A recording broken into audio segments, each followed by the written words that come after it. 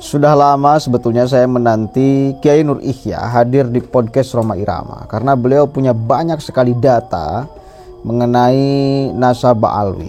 Itu nggak kaleng-kaleng, jadi ngomongnya itu disandarkan pada banyak sekali data dan fakta. Ada ratusan kitab yang beliau miliki, ada banyak manuskrip juga yang beliau pegang untuk penguat dari setiap apa yang beliau ucapkan. Nah sekarang ini saya akan hadirkan cuplikannya, poin yang bagi saya sangat penting untuk kita ketahui sama-sama ya. Jadi bukan keabsahan nasabah alwi, tetapi pembatalan nasabah alwi. Itu ya, coba dengarkan sama-sama nih.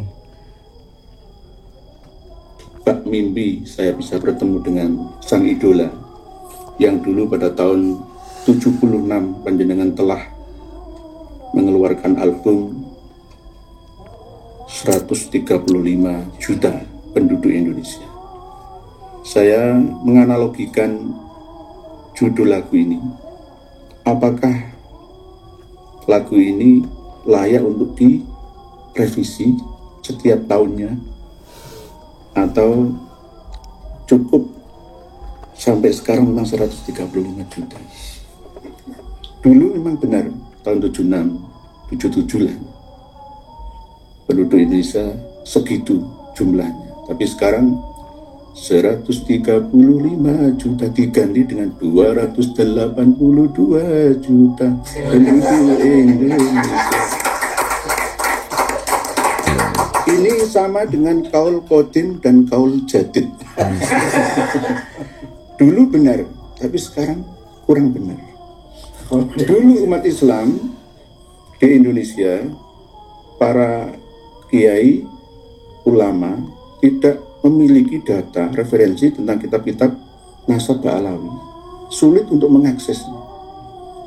Dulu mereka, para kiai-kiai kita, diklaim telah mengisbat nasabah alawi karena tidak memiliki data. Mau bantah seperti apa? Enggak ada datanya. Nah sekarang berbeda. Data itu telah kita buka bersama ke publik bahwa keabsahan nasabah alawi harus dirubah menjadi batalnya nasabah alawi karena berdasarkan kaul Jadid ini setelah ditemukan data itu. Jadi kita tidak membatalkan atau menghukumi dosa kiai atau ulama-ulama kita yang dulunya percaya kepada keabsahan nasabah alawi nyambung sampai nabi kita. Tidak kita salahkan karena tidak berdasarkan data. Sekarang kita sudah punya data semua dan insya Allah 200-an kitab beserta manuskripnya sudah kita pegang. Dan ini sebagai bukti jika kita berfatwa apapun itu harus ada dasarnya. Tidak hanya husnuzon, asumsi atau interpretasi saja. Karena semua ini akan dipertanggungjawabkan di hadapan Yang Maha Kuasa.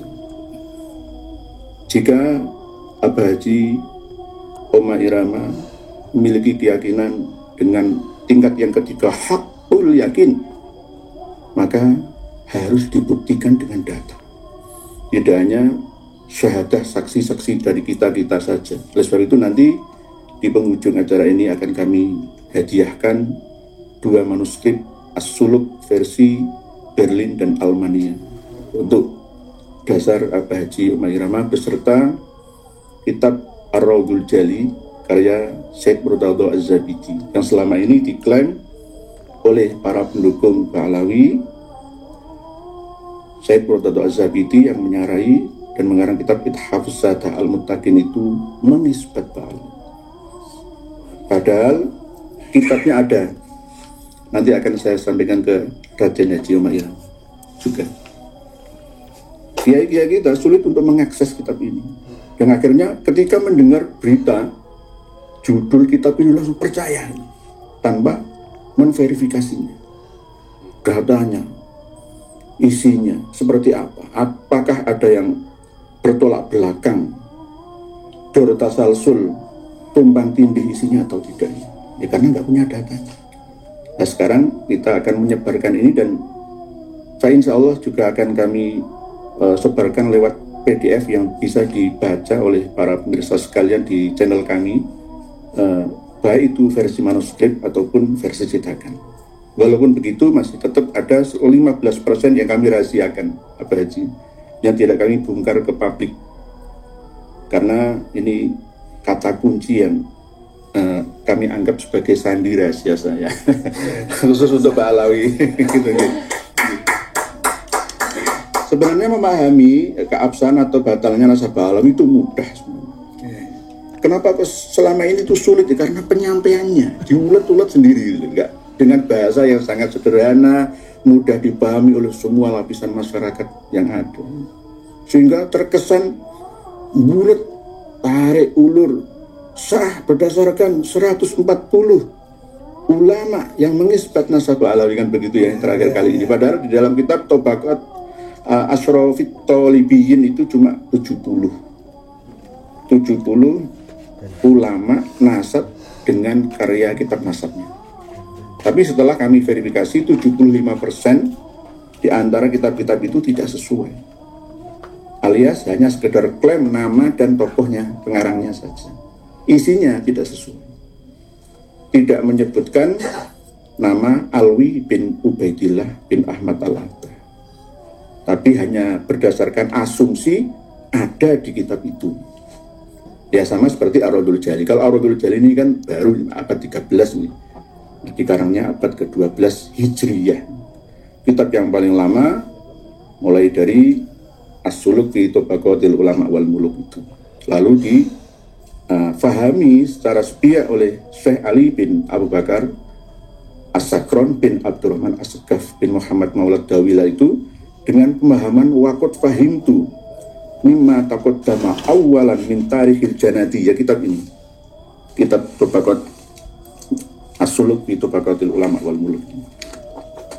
Kesalahan dari Syekh Ali bin Abu Bakar As-Sakron bin Abdurrahman As-Sagaf itu ketika memahami As-Suluk, tidak hanya ketika mencantolkan Ubaid bin Ahmad bin Isa ke Jadid bin Abdullah bin Ahmad bin Isa saja, tetapi juga sampai duriyahnya Jadid, termasuk di antara tokoh yang paling terkenal memiliki karomah sholawah pada waktu tahiyah dalam sholah, dijawab oleh Rasulullah, waalaikumsalam ya Syekh Ali bin Alwi bin Muhammad bin Alwi bin Ubaidillah, dan seterusnya sampai Rasulullah Shallallahu Alaihi Wasallam.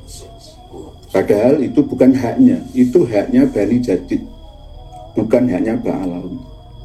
As-Suluk tidak pernah mencantumkan satupun Ba'alawi versi Ba'alawi sekarang ini, tapi Ba'alawi dari keluarga Jadid atau Hadid bin Ahmad bin Isa. Dalam manuskrip Paris itu langsung tanpa Ubaidillah atau Abdullahnya. Nah ini yang kadang-kadang simpang siur terus dinukil ya oleh ulama-ulama setelah Syekh Ali ini, baik dari eksternal ataupun internal Ba'alawi, sehingga semakin kacau balau umat ini dalam memahami konteks keabsahan atau batalnya nasab Ba'alawi. Jadi intinya yang memiliki karomah sholawah dalam sholah pada waktu tahiyah dijawab Rasulullah itu Ali bin Ba'alawi min durriyati Jadid bin Ahmad bin Isa, Wakila bin Abdullah bin Ahmad bin Isa.